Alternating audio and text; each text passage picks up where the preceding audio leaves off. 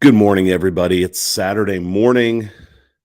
We're coming at you a little bit early with the NBA breakdown today. We got a full day of sports. We got some March Madness going on, which should be fun. Got a full slate of NBA, and I think there's some really good spots for us to dive into today. Got a pretty decent UFC card tonight, so I'm looking forward to that. It's going to be, get your stuff done during the day, and then find a couple TVs and watch some sports this afternoon and evening. Going to be a good day. So started out this week down 4.5 units, I think, on Monday. It was not a very good day, but over the rest of the week, I think every other day has been positive. Yesterday totally dug out of that hole and up a little over 6 units on the week now. So obviously really wanting to finish strong. Always love to try to hit that 10 unit mark. But I know that every day can go either way, and we could be coming back down to earth at the same time. We'll hope that isn't the case. So let's get into the games for today, break down what we're seeing and what some good spots are. This is the NBA breakdown for Saturday, March 26th. First up today, we have the Spurs at the Pelicans. Pelicans are -5.5 now, started out at 4.5. 232.5 total is where we've gotten on this one. Oh, and I got to pull on my basketball notes. Still had UFC up. All right. So for the Spurs, it looks like McDermott and Walker will still be out. And I've talked about this a lot of times where it's not that those two players are necessarily, phenomenal players. Vassell, some others would fall into this category as well. But what it is that DeJounte Murray needs some capable shooters around him he's phenomenal.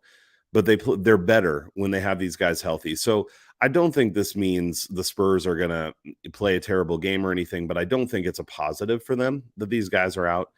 Vassell is a game time decision too. So if he sits out, they start to get really thin on the wings for those shooters. So that's something to watch. Also, Brandon Ingram is a game time decision. From what I read with his hamstring injury, he did practice some on Friday. But with that kind of injury, my guess is that they continue to bring him along pretty slow. So I'd be surprised if he plays today. If he's healthy once he comes back, I think that makes the Pelicans a really dangerous team. So for now, they're still a good team. But I would say that Ingram improves them significantly when he does come back. The Spurs are on a little bit of a weird schedule thing here where they had 2 days off coming into this one. They're 7-5 against the spread on 2 or more days off, but they had 2 days off before their last game as well. So it's been a lot of rest lately. And actually, what you tend to see more often than not is when teams have a lot of time off, they actually struggle more until they get back into a rhythm. So I don't count that as a good thing for them. The Pelicans on the other side, they're coming in on 1 day of rest, but they're also on the front end of a back-to-back. They play the Lakers tomorrow, which, the Lakers not a huge challenge these days. So they've played a little bit better their last couple games. And the Pelicans are like 2-2 in their last 4 on the front end of a back-to-back. So I don't think there's too much to read into that spot when we're capping this game. These teams did play on March 18th, and the Pelicans won 124-91, just absolutely blew the doors off the Spurs. So that's the game we're coming off of between these two teams. In terms of how the Spurs have been performing, they've been really all over the place. I mean, they've scored under 110 in 4 out of their last 10 games, but over 120 in 3 out of their last 10. We know this is a team that has the potential to score a lot. They haven't actualized that potential about half the time, but they have the other half of the time. On defense, they held Portland to 96, which, Portland has scored a lot sometimes recently, even though I have no idea why they ever should against an NBA team, but they held them down. Utah 102. We know Utah's been bad lately. Golden State 108, also not good on offense lately. But otherwise, they've given up 110 plus, and they've given up 120 or more in 4 out of 10, which I think is going to matter against this Pelicans team because they've been playing pretty well offensively. In the last 14, the Spurs are much better on offense actually away from home than they are at home. So their offensive rating in the last 14 is 108.6 at home, and it's 119.4 on the road. So about an 11-point jump being on the road. This was actually a spot that I was looking to even just hammer the Pelicans. But that number is one that makes me just pump the brakes a little bit. Because if the Spurs do come out and have a great offensive game, I think that the Pelicans still probably win this game. But I think that it could be close if that's the case. So when we look at the Pelicans side, they've just been awesome scoring at home lately. 115 or more in 6 out of 7 since the All-Star break, and 120 or more in 5 out of those 7. So just really on a nightly basis, putting up points at home. Their defense has been very up and down. As I mentioned earlier, they allowed 91 against the Spurs, but they gave up 142 to the Hornets, who really haven't been that good lately and aren't putting up those kind of numbers on most teams. So I don't think their defense is incredibly trustworthy. Over their last 14, their offensive rating at home is 120.8, really, really solid. Only 114.7 on the road. And their defensive rating is a little worse, 111.9, which is still respectable at home, 107.8 on the road. Both these teams definitely have something to play for here. The Spurs are 2 games back of the Pelicans and the Lakers for the 10th spot for the play-in. I think the Spurs have a chance to go up and grab that spot still, especially from the Lakers. But they need to win games. And so this is a big game for them. You know, you gain a full game on somebody if you come out and beat the Pelicans here. The Pelicans on the other side obviously need to win to hold on to that 10th spot, move up into 9th, really lock down their position. And same thing for them. You beat the Spurs, who are coming up behind you, and you gain a whole game on them. That solidifies things for you. So I kept this game at 122-117 Pelicans with a spread of 5.5. I actually did bet the -4.5 last night before I really dove into. That's what I've been doing, just some initial analysis, and I thought it looked like a good spot. I don't hate the bet still, but I think this game could be closer than I thought, especially if the Spurs score a lot. That's what it's going to take. So I don't mind the over 232.5 here. Obviously, I have this line at 239. It is going to depend on if the Spurs offense really shows up, but they have been on the road lately. So right now, where this game stands currently, I think what I like most is the Pelicans money line, maybe parlayed with something else you really like, or the over. Next up, we have pretty much a crapper of a game. Kings at Magic, Orlando's -3, 223.5 total. So these are the kind of games now where we have to try to figure out who's tanking harder. Because all of these teams who are out of playoff contention are going to want to improve their draft stock. But the interesting thing is that the coaches in front office are going to want that, I would assume. Some coaches might still want to win. There are some teams also that I think want to try to build some positive momentum into the offseason. Detroit comes to mind as one where that's a possibility.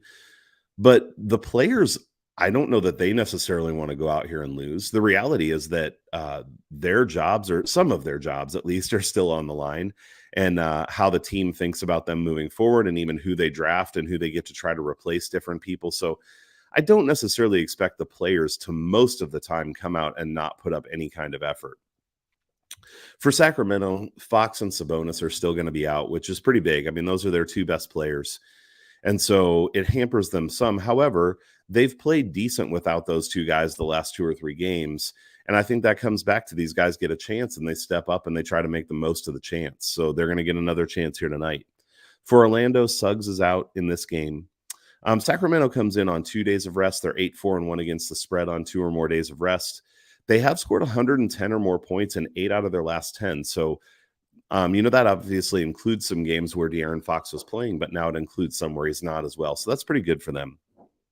They've also allowed 110 or less in 4 out of their last 10, but they've allowed 125 or more in 5 out of their last 10. So this is like a real feast or famine. Like, they allow tons of points or not very many, and there hasn't been much in between.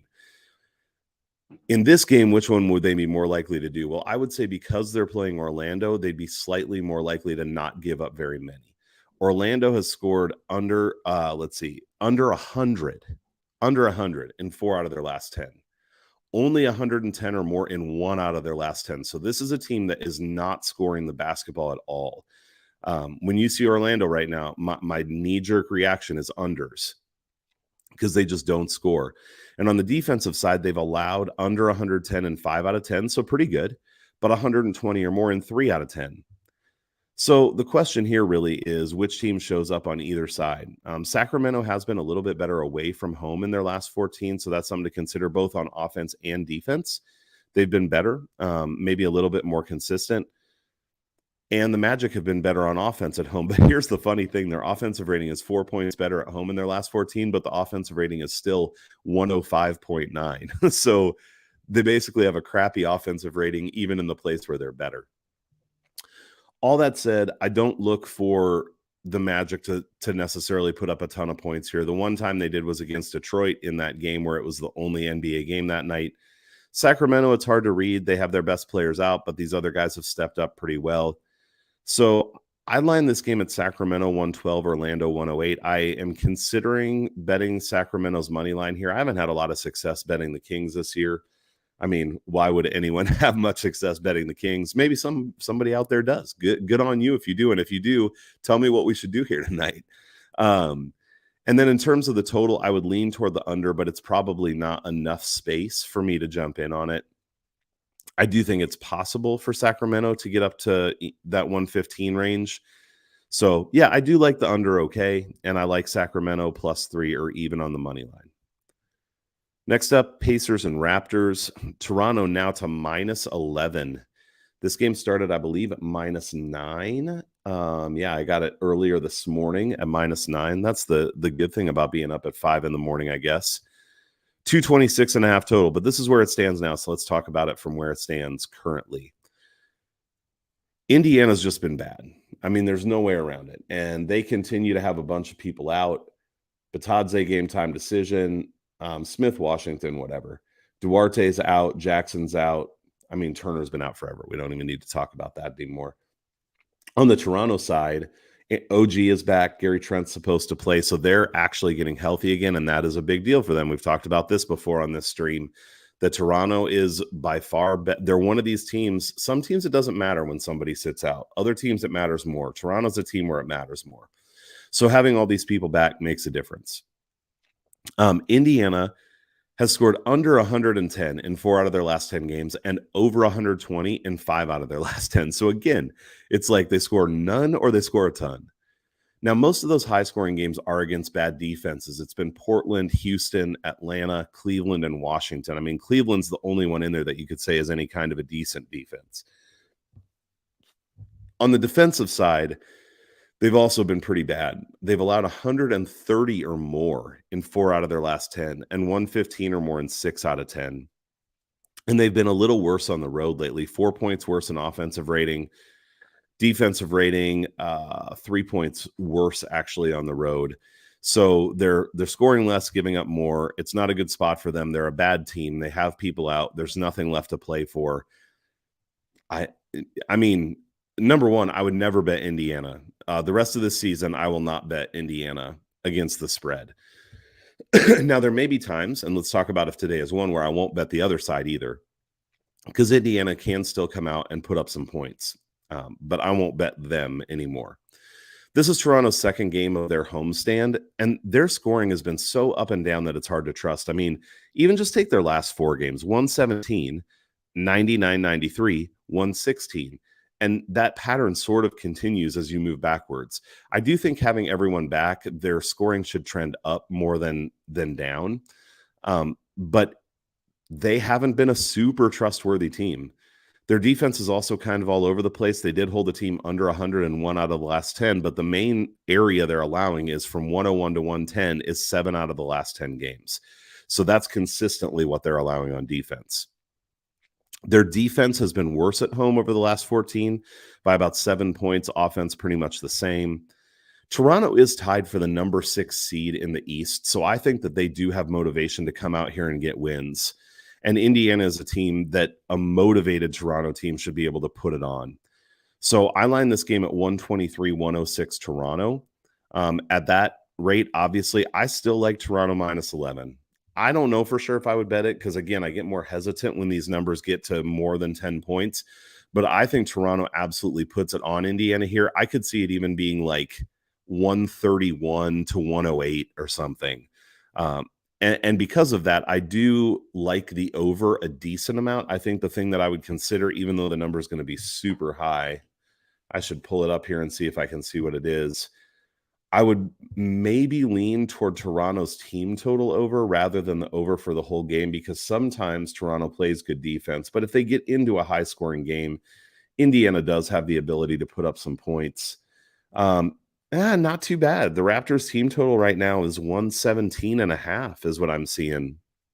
I think there's a great chance of them going over 117.5. So Yeah, I think there's a decent amount to like here. Like Toronto on the spread. I like the over. I like Toronto's team total over. Um, I like Indiana's team total a little bit less. I still like it okay. But that's the last place I would go here out of all of those. All right, let's move on to the Bucks at the Grizzlies. Man, this is a good game. This is one that's going to be worth watching. If you're watching college basketball or you're watching UFC like I will be, whatever, this is definitely something to have on the second screen when it comes on. Memphis is -1.5. This is 8 o'clock Eastern, 233.5 total. These are two teams that have been playing pretty well overall, and two teams that are vying for the top spots in their conferences. Obviously, Memphis isn't going to get to number one because of Phoenix. That's all locked up, but they're in number two right now. A couple games ahead of the Warriors for number three. And the Bucks, I believe, are a half game back of number one right now. Of the Heat. The Heat are going to lose that. I think that's a foregone conclusion. It's just a matter of who steps in, whether it's Philly or Milwaukee. So they've definitely got something to play for here. Both teams do. Clark and Morant are both going to be out tonight, it looks like. And Giannis is a game time decision here. Obviously, that's worth watching. It looks like Middleton should be back, so that's good for the Bucks. But we do have to pay attention to what happens with Giannis. All right, so it's a little bit, I think we have to go back historically with how Memphis has done without Morant this year, because they've just had 3 games without him in this recent stretch. And they played Indiana, Brooklyn, and Houston. So Brooklyn could tell us something, but Houston's really not going to. So I'm going to look up here Memphis's offensive rating without Morant. Sorry for doing this while we're on here, but so their offensive rating overall this year without Morant, without relying just on the fact that they crushed Indiana and Houston, scoring 133 and 122. They scored 132 against Brooklyn also, but it's 118.9. I mean, that is a phenomenal offensive rating, especially against a team that's been spotty defensively like the Bucks. Now, they, I think, can be a good defensive team, but they haven't necessarily been. The Grizzlies' defensive rating without Morant, I know we've gone over this, but it just bears repeating. 100.7 defensive rating without Morant. That is best in the league stuff. This is why I bring it up, is that it's not just that the Grizzlies have a good defense when Morant is out. It's that they have like the best defense in the league when Morant is out. And that's something you got to pay attention to. All right, other stuff here. Memphis has been better at home over their last 14. They're home tonight, 123.5 offensive rating. Phenomenal.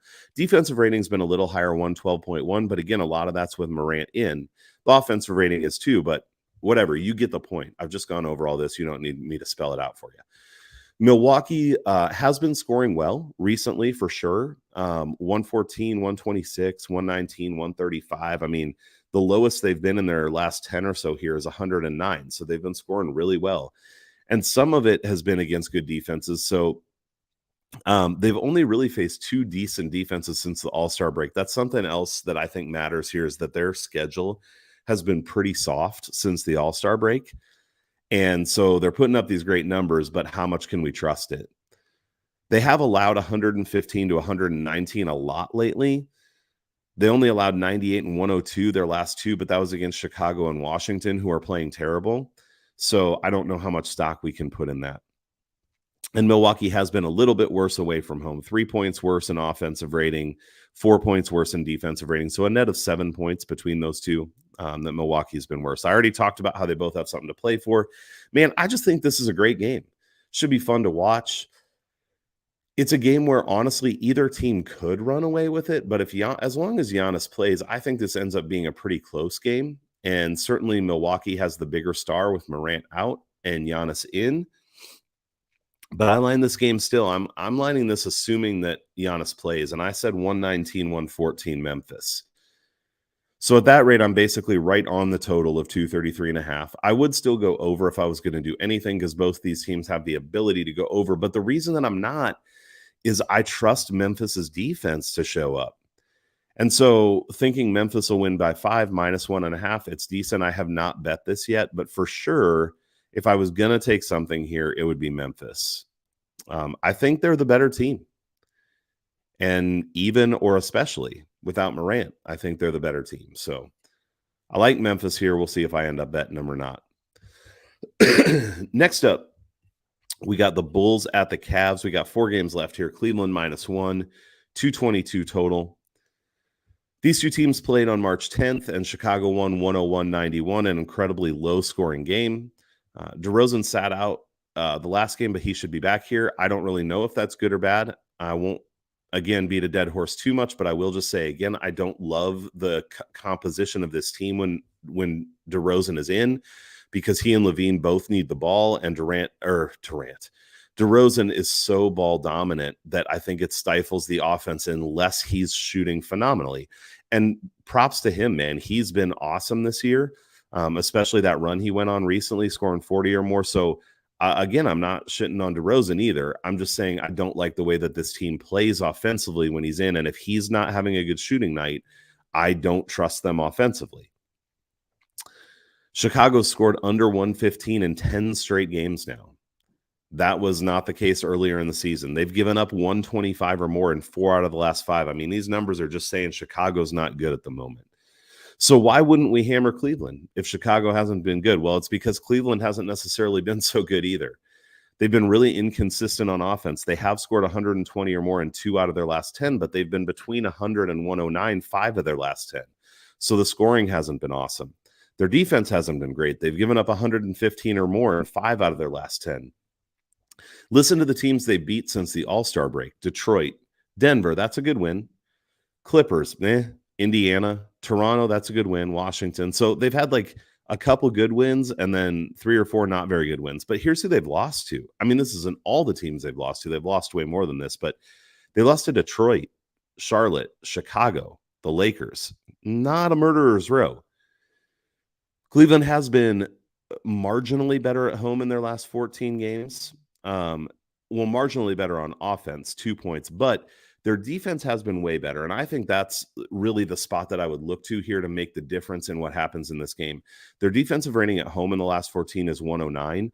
On the road, it's 124. So we're talking about a 15-point swing in defensive rating from home and road against a Chicago team that has really struggled to score. So I think because this is in Cleveland, I lean that direction. Actually leaned pretty strongly. After talking through this, I think I may actually go back and bet Cleveland. So I lined this earlier at 115, 112 Cleveland, but I think maybe I didn't put enough stock in how good their defense has been at home lately and how bad Chicago's offense is. So I'm going to maybe adjust this to like 115, 109 Cleveland, which tells me there's a little bit more value in that Cleveland -1. And in terms of the total, if anything, I would go over here, but do not trust the Bulls offense. And really don't trust Cleveland's offense too much either. So I'm going to stay away from that total, but after talking it through, I like Cleveland. Next up, man, this is game of the day for me. So I think I had one game in the last 3 or 4 weeks where I bet 3 units. I used to do that more, and it just got me into trouble way too often. I'd end up having a good night where, I would go like 5 and 2, but the 2 were big bets, and then I'd end up losing money anyway. So I just quit doing that. But man, if I was ever going to drop 10 units on something, it would be when I saw that Brooklyn opened up at -105. They were +1, -110 against Miami. Couldn't believe that line when I saw it last night. I only put 1 unit on it because it felt like a trap. And so I thought, well, I'll put 1 unit and then I'll watch to see what happens. I did the research today. I put another unit on it at -1.5, I believe I got earlier this morning. And I know that this line continues to increase. It's 3.5, and I'm sitting here considering putting more on it still. So why is that? Well, we'll walk through the stuff we normally do. Brooklyn comes in on 2 days of rest, 5-7-1 against the spread. But okay, here's the deal. Most of these Brooklyn numbers, I don't even care unless they include Kyrie, because they are a different team, especially offensively, a little bit defensively, when Kyrie plays. So what they've done all season on 2 days of rest, I don't really give a shit. Like what they've done without Kyrie at home, I don't really give a shit. So forget that. Miami on a back-to-back. They're coming in on back-to-back on a terrible run right now. Lost 3 in a row. They're 5-7 against the spread off back-to-backs. Hero's going to be out again today. It seems like there's turmoil internally. This is a team that now seems to be without someone who can just take over offensively. In the past, Hero's done it at times, Butler's done it at times, even Adebayo's done it at times, but nobody's doing it now. This just seems like a team almost like Golden State had that run where they were really mediocre, and I guess they're a little bit back there now without Curry. That feels like Miami to me right now, a team that should be good, but really is just like a middle-of-the-road NBA team. I don't think they're that good right now. On top of having Kyrie, Brooklyn is likely to have Dragic and Curry tonight, which gives them a lot more depth. It gives them more shooting. I mean, this is such a phenomenal spot for Seth Curry. Against Miami, but just in general on this team, to have someone like Kyrie who can create his own shot and do a ton of scoring. Kevin Durant, who you have to pay a ton of attention to defensively. That's just going to leave open looks for Curry from three. So when the Nets are healthy, I do think they're the best team in the East. They're just not always healthy. I know I'm going on about this game, but I just think it's a good one. So let's quick run through scoring and defense with Kyrie. So with Kyrie, last 7 games, there was one game where the Nets scored 108. Every other game over 120. One of those was 150. Another one was 132, 129. I mean, they're not even flirting with 120 that much. They're more flirting with 130 plus. Now, with Kyrie, they have had quite a few games where they're allowing a lot of points. They allowed 132. That was against Memphis, I believe. So, that's a good team. They've allowed 126, 123, but they do have a 100, 108, 109. So against teams that aren't phenomenal on offense, they've actually done okay. And they've done it against good competition. I mean, they've played Memphis. They played Orlando. Okay, not good. But Philly, Charlotte, okay.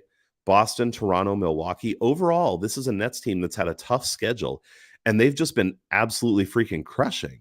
I mean, if they're scoring 130 plus or around there against all these teams, they can do it against anybody. I don't care who it is. Their offensive rating in their last 14 games away from home, 125.2. That's like up. That's got to be league best. I didn't look it up, but that's phenomenal. On the other side, Miami's offense has been anemic lately. 103, 104, 106. That's their last 3. They did have a 120, but then 105, 104, 90. I mean, this is just a team that isn't scoring. Their defense is pretty consistently allowed 111 to 113. The high they've allowed in their last 10 games is 118. Their defensive rating over the last 14 at home, 110.8. So all of that is respectable, yes. But they're playing an offensive juggernaut here. And I don't think anybody can slow down the Nets too much. Now, obviously, some teams can slow them down more than others, and Miami's been a reasonably good defense. So I'll give them credit for that. I tried to stay conservative here, and I lined this at Brooklyn 120, Miami 106. I think Brooklyn can definitely get to 125 plus. I think that's in the cards. Now, again, hear me. I'm going to show restraint here. I am not going to go bet 10 units on this because when I do that, it turns out poorly, and I'm just not doing it anymore. But I freaking love the Nets here.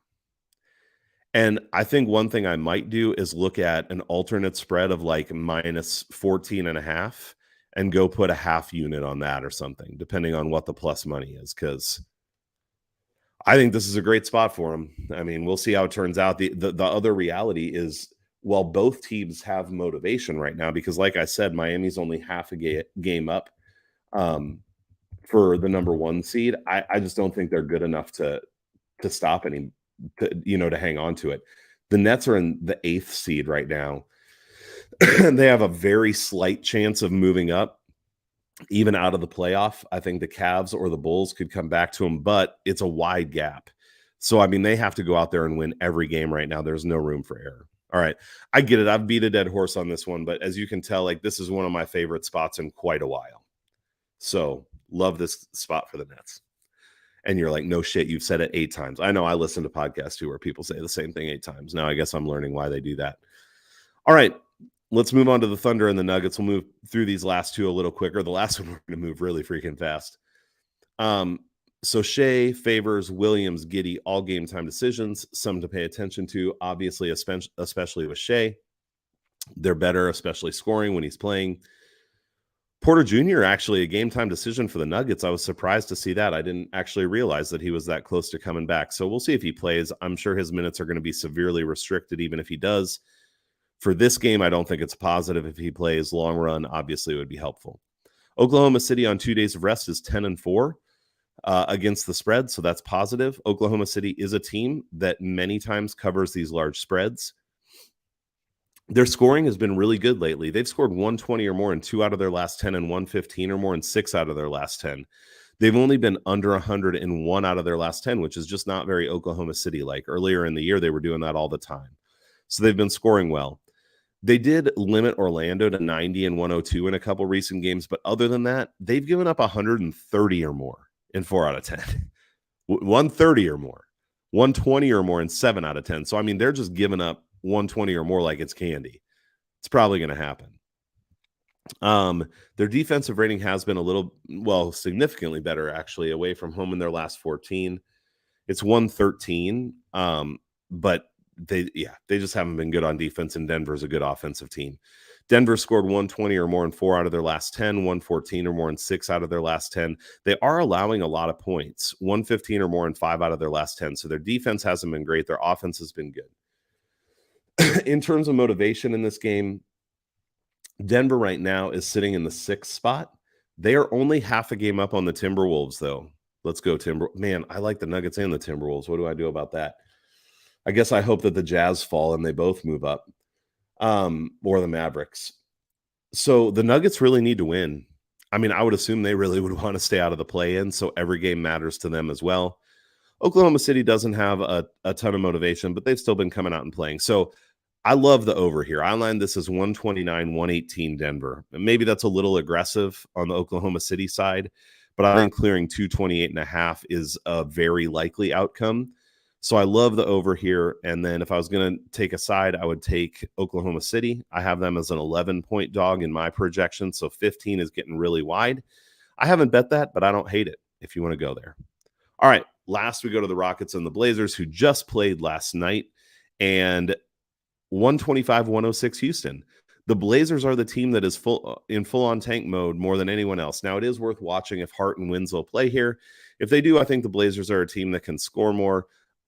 Here's the reality. I'm not betting anything on this game. I think you got to be a degenerate to bet this stuff. 232 total. If anything, this game goes over because both defenses are terrible. If Hart comes back, maybe they score a little more. That's the only place I would look, but I would definitely not bet a side. And personally, I'm going to stay away from the total on this one as well. All right, that is the NBA breakdown for today. Hopefully some good info in there. Would love to hear if you agree with me on the stuff that I shared today, if you're fading me, whatever. I'm happy to hear it either way because, I want to get different perspectives too. I can definitely get locked into what I'm seeing. And I need to hear what others are seeing as well. So appreciate the retweets, the likes, all that stuff. Again, just want to say again, for those of you, there are some of you who are just doing that every day. And I just want to tell you, truly, I deeply appreciate it. Your support means a lot to me. And the views and stuff are growing because of you and the way that you're supporting. Also, I put out yesterday, I do put this out as a podcast after it's done. So if it's easier for you to listen in that format, check out my profile and you can see that if you're listening to the podcast. Would love a 5-star review so we can keep spreading it that way as well. All right, everybody, big day in sports. Hope you have a great day betting, a great day just enjoying the games too. There's some good stuff out there today. Have a good Saturday, and I'll see you on Twitter.